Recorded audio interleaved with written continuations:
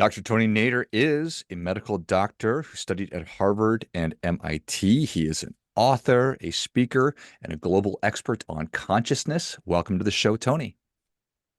Thank you for having me, George. It's wonderful to be with you. Excited to have you on. Tell us a little bit about your personal life, some more about your work, and why you do what you do. I was like everyone in their adolescent life, seeking to understand why we are here, what's the purpose of life, why people do what they do. And I had also a vocation for medicine, part of my family's tradition in a sense. So I thought by studying human beings from the physiological level, which means the body and its behavior, I could understand all the reasons why we do what we do, etc. It didn't lead to much, except, of course, ability to heal disease and treat people, which was wonderful. But my search was more.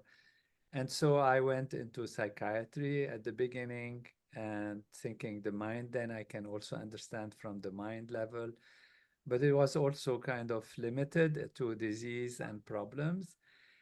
And then I was lucky to get into research on the brain and neuroscience and cognitive science and then also neurology at Harvard. And all of this gave me a very good, solid understanding. However, it did not answer the basic questions that I had about life and living. And particularly when I was growing up, I was in a state of, in a country where there was a civil war and people were killing each other based on belief and based on different thinking. And so it was very challenging to me to put all of this together. And so at the same time I had learned transcendental meditation, which helped me to go deeper into myself from the consciousness level, from the mind level. So I studied then philosophy and consciousness and the mind and what is the relation between mind and body. And I came to some big conclusions that I feel are important to share with the scientific community, as well as with philosophers and thinkers.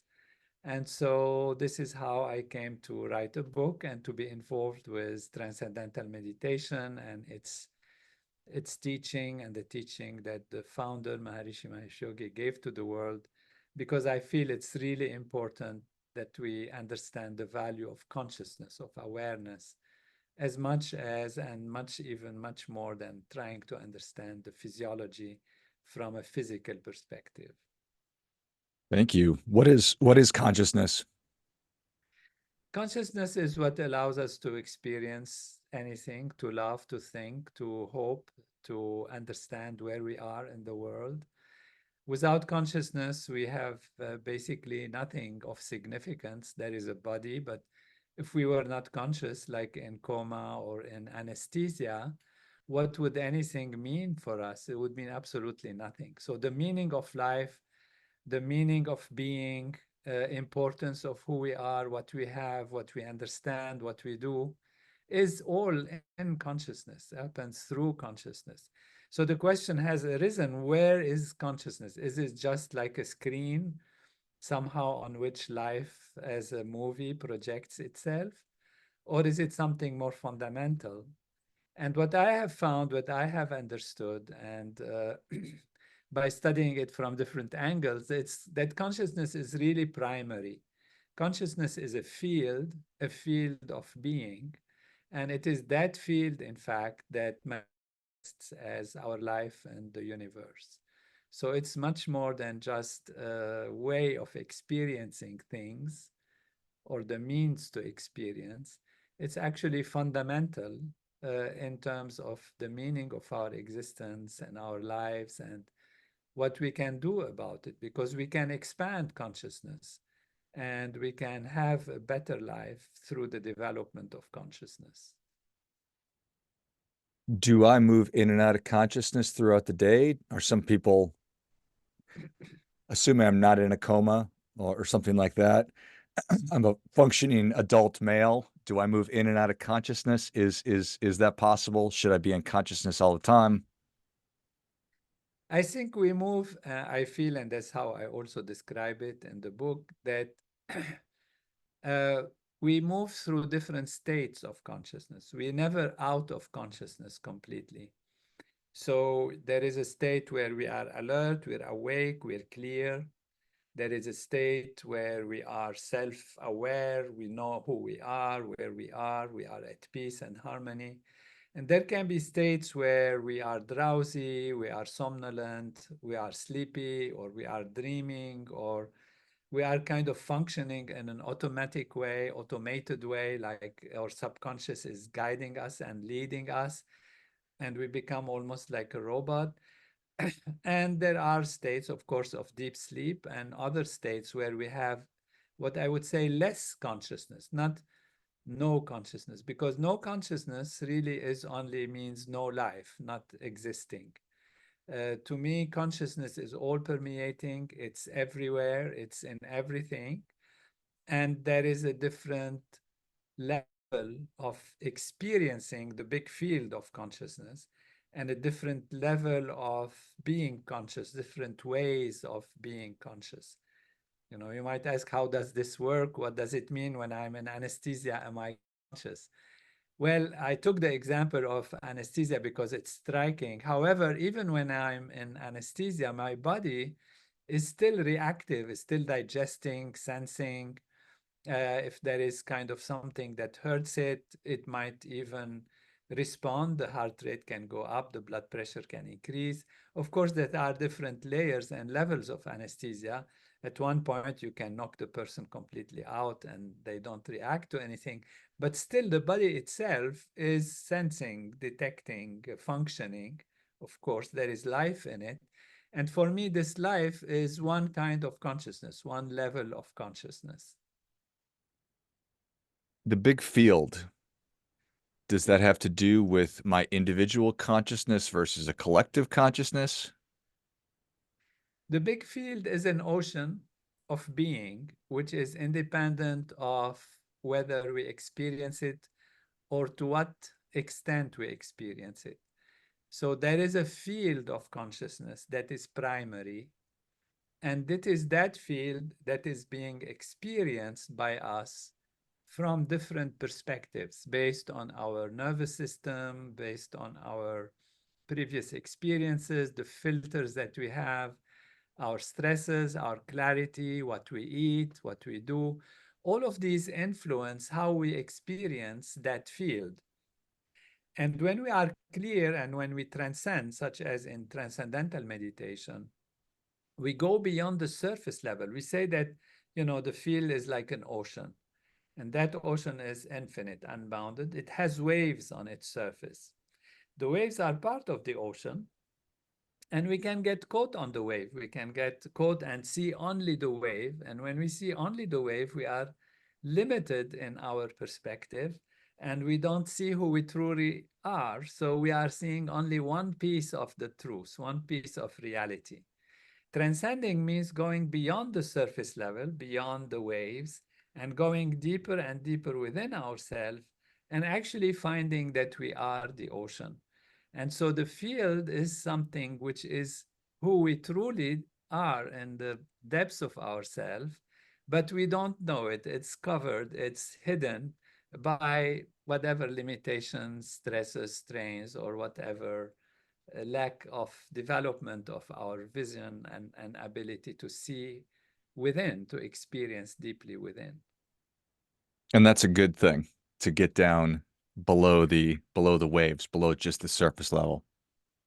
Absolutely. By going down into yourself, you are just exploring the source of creativity, the source of intelligence, the source of well-being. Because we have thoughts, and the thoughts come from somewhere, only we're aware of them on the surface level. If we go to the source of thought, which is what we call pure consciousness, a state of, we call transcendence, which means a state which is beyond specificities of any kind, that goes to that infinite field of being, we are going to the source of evolution, the source of creativity. So we do have within us an infinite source of potential and creativity hidden deep within us.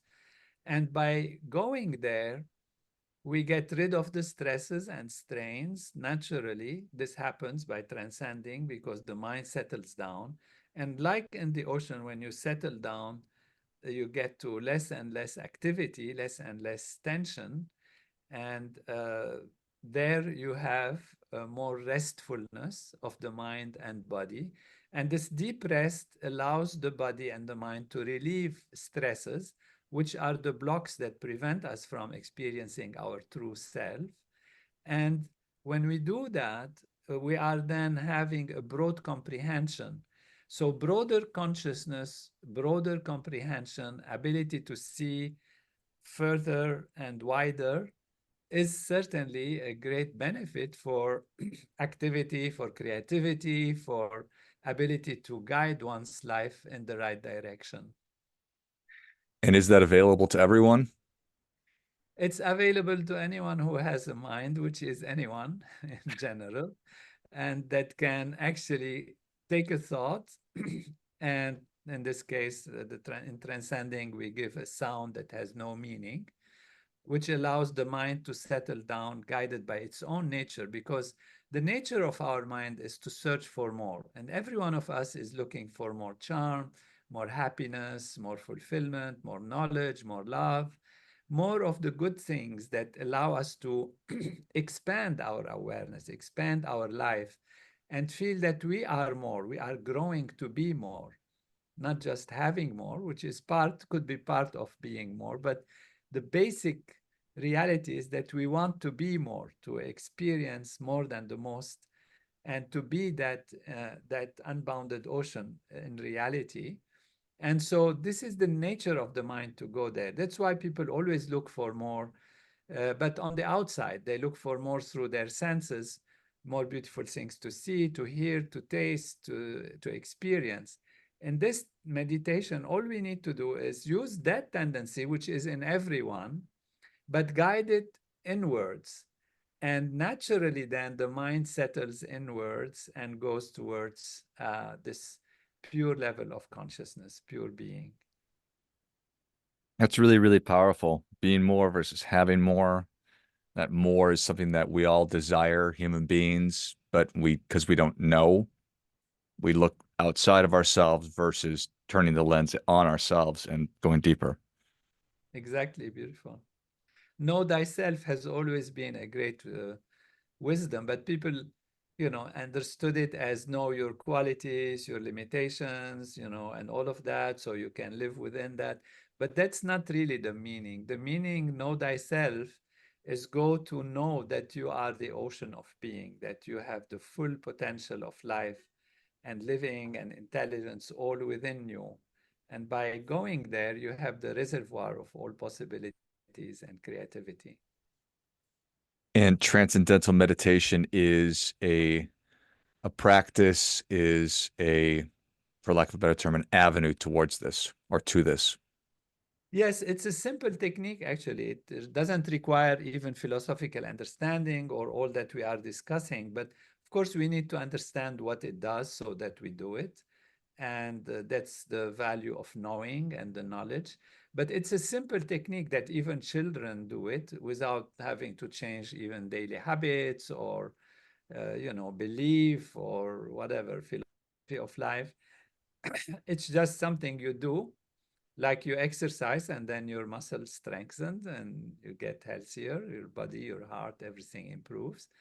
That's some kind of exercise for the mind, which is very natural and easy and simple. So it doesn't require any effort or concentration.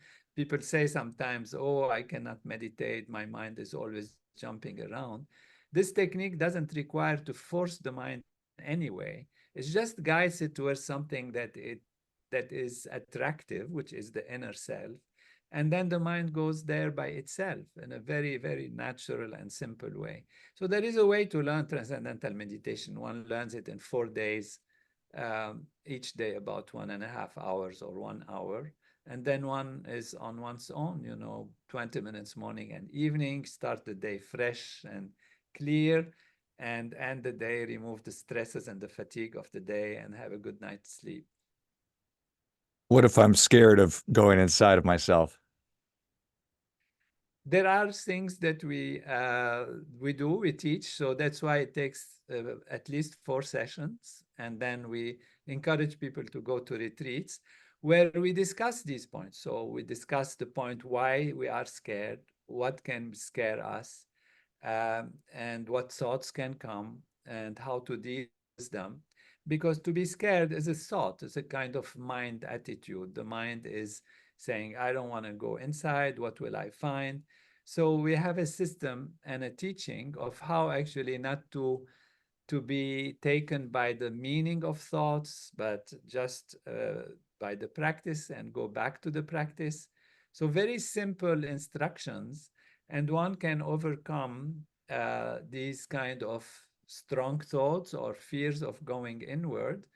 And by getting to know, even intellectually, that we have something very deeply soothing and reassuring inside, that one is guided towards overcoming such kind of thoughts or fears. We have had some amazing, experiences with people who are even prisoners or criminals, if you like, who have committed quite some crime, and they used to think of themselves as really some bad person because they are aware that they are doing something which they shouldn't do. And then they learn transcendental meditation. And we had many experiences where they said, I couldn't believe what I discovered within myself. I didn't know that such calm and peace and harmony and even love and well-being is in me. So people have sometimes the wrong impression about themselves because somebody told them you are this, you are that, etc. Or because for some reason they have done wrong things, of course. But it doesn't mean they are that fundamentally. And they get really to discover that they are much more than that, much more deep and much more soothing. So there is something inside, not to be feared, but to be cherished and to love oneself, truly love oneself, because when one knows oneself on that platform, one starts loving oneself and doesn't have any reason to fear going inside. I love it. You mentioned earlier that you mentioned earlier that part of this work was a desire, or once you engaged in the work, to share with the scientific community. How is that received as you bring this to them? I've been working on consciousness since many, many years, and my first book was on the relationship between mind and body, the physiology and consciousness, in the 1990s under the direction of Maharishi Mahesh Yogi. And there I said that consciousness is primary, that the physiology is actually intelligence, that the matter is consciousness, and highlighted that value of the importance of consciousness.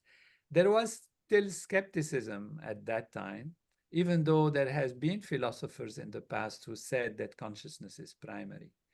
But more and more, as we talked about it and published and lectured and all that, nowadays actually it's the common belief. You see lots of articles about consciousness in very serious and top level journals that say that consciousness is primary, that the universe is conscious, that everything is conscious. That's how we can solve the problem of consciousness.